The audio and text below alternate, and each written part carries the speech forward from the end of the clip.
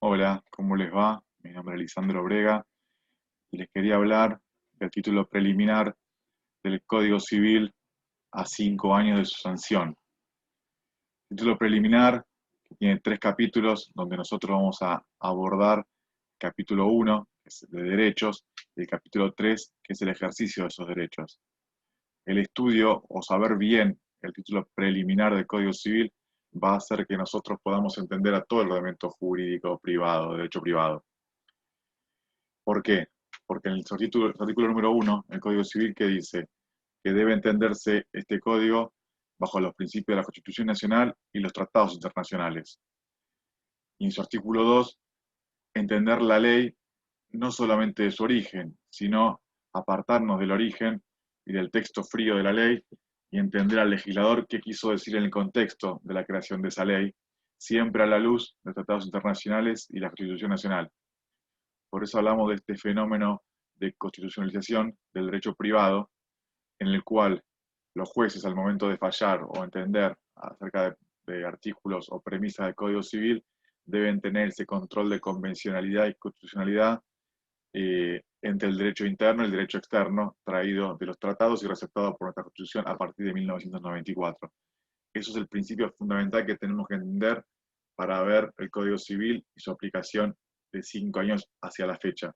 Este bloque de constitucionalidad federal que tiene ese artículo y ese ordenamiento jurídico hace que nosotros podamos entender bien lo que es el ejercicio del derecho en el capítulo 3 del título preliminar, que está apuntado a los ciudadanos, ese capítulo 3. El ejercicio del derecho de buena fe, como el artículo 9 lo indica, el ejercicio de derecho lícitamente, por contrario al comportamiento ilícito que generaría el abuso del derecho, bien receptado en el artículo 10 de nuestro ordenamiento jurídico. Mismo se habla de la autonomía de la voluntad frenada por el orden público en su artículo 12. ¿Qué quiere decir esto? Uno, hacer la libertad de formas en el momento de contratar y esa autonomía de la voluntad de las partes está frenada o está limitada, mejor dicho, por el ordenamiento, por el orden público expresado en el artículo 12 del Código Civil. Y por último, quisiera contar o comentarles el artículo 14, que es de vital importancia porque diferencia los derechos individuales de los derechos de incidencia colectiva, donde ya la legitimidad para activar o accionar sobre esos derechos de incidencia colectiva no es de una persona dañada, sino del conjunto dañado, de la sociedad dañada, de la comunidad dañada, donde el legitimado tiene un interés difuso para accionar sobre esos derechos de incidencia colectiva. Y los derechos de incidencia individual o derechos individuales son los que ejerce la persona que se ve afectada por esos derechos.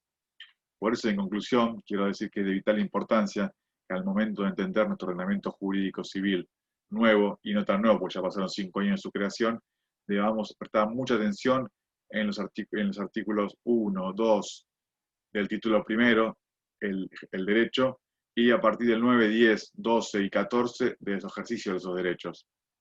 Y por último, quiero decir que en el artículo 4 habla de cómo los jueces deben fallar o cómo los jueces deben razonar sus sentencias a partir del concepto de razonabilidad, por contrario a la arbitrariedad. Por eso, tanto los artículos que mencioné recientemente, 1, 2, el 4, el ejercicio de la facultad de los jueces para fallar, y después el ejercicio de los derechos, 9, buena fe, 10, abuso del derecho, 12, de orden público y 14, qué tipo de derechos protege el Código Civil. Entendiendo todo esto, vamos a poder tener una revisión acabada y total del ordenamiento jurídico privado en concordancia con los tratados internacionales receptados por nuestra Constitución en la reforma de 1994. Muchas gracias.